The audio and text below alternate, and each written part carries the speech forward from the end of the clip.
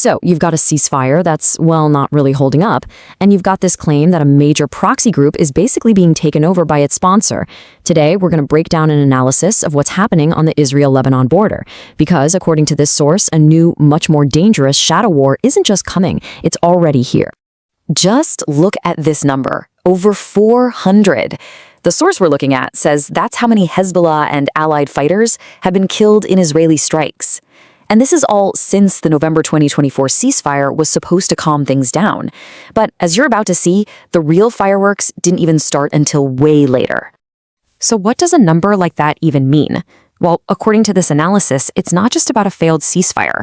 No, these figures are supposedly evidence of something much bigger, a fundamental shift in the whole conflict, and more importantly, a shift in who is really calling the shots for Hezbollah. All right, so we're going to unpack this whole narrative by looking at 4 key things. We'll start with some recent and pretty high-profile attacks that this analysis says are absolutely key to understanding what's going on. Okay, first up, the strikes. The analysis kicks off by looking at these really specific, targeted attacks that are happening deep inside Lebanon. We're talking way beyond the usual back and forth on the southern border. And this timeline from the source? Wow. It really paints a picture of just how fast things escalated in early 2026.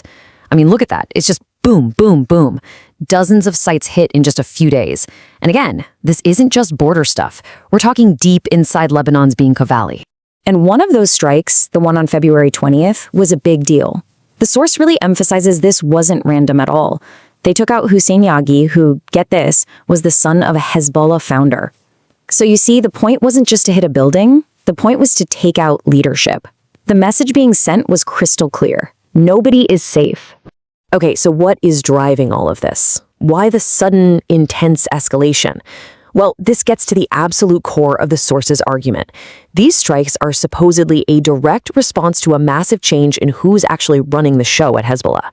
And this is a really bold claim. The source is arguing that Iran's Revolutionary Guard, the IRGC, has gone from just advising Hezbollah to pretty much taking over direct command. We're talking about a shift from, hey, here's some advice, to IRGC colonels being on the ground in Lebanon, actually managing and executing the war plans themselves. A total game changer. But why? Why would Iran do that? Well, the story in this analysis goes like this. Back in 2025, Hezbollah's leader, Naim Qassem, apparently said no to an Iranian request to attack Israel.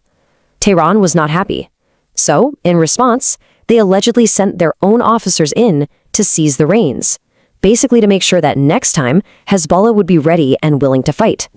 Right, so you have this alleged Iranian takeover, and that, according to the source, completely changed how Israel approached the situation. It triggered a massive shift in their whole military strategy. And this quote right here from the head of Israel's Northern Command is presented as the tipping point.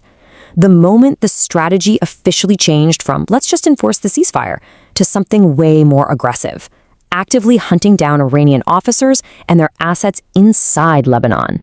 So the key thing to understand here is that this new approach isn't just reactive. It's described as a preemptive campaign. The goal isn't to hit back, it's to systematically dismantle Iran's ability to attack before it can even be used in a bigger war. It's about getting ahead of the threat. And this really gets to the source's point about how precise these strikes supposedly are. It claims that in that big February 20th strike, a full 80% of the people killed were confirmed Hezbollah fighters. And interestingly, the analysis also points out that there were Syrian and Ethiopian nationals among the dead, which they say is proof that these were active military sites, not just regular civilian areas. And this dismantling effort is incredibly specific. The source makes a point of highlighting the targeting of the Radwan force. Now, this is Hezbollah's elite special ops unit, the one specifically trained to invade northern Israel. So hitting 8 of their compounds in one go, that really shows you just how serious this preemptive strategy has become. And all of this brings us to the final and maybe the most critical piece of this puzzle. Where does Lebanon itself fit into all of this? Because it's literally caught right in the middle. The analysis paints a pretty bleak picture, to be honest. It describes a sovereign government that's basically become a spectator to a war happening on its own territory. It's portrayed as completely powerless, unable to do anything to stop Hezbollah. I mean, listen to this quote from Lebanon's foreign minister. The source presents this not as a strong government statement, but as a desperate plea.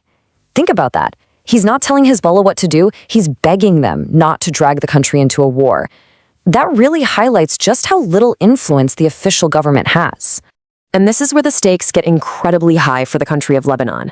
The source claims that Israel sent a message to Beirut saying, look, if Hezbollah attacks, it's not just Hezbollah we're targeting. It's key Lebanese infrastructure. We're talking airports, power plants. The whole country's future is on the line because of a group the government can't even control. And that's really the terrifying question the source leaves us with.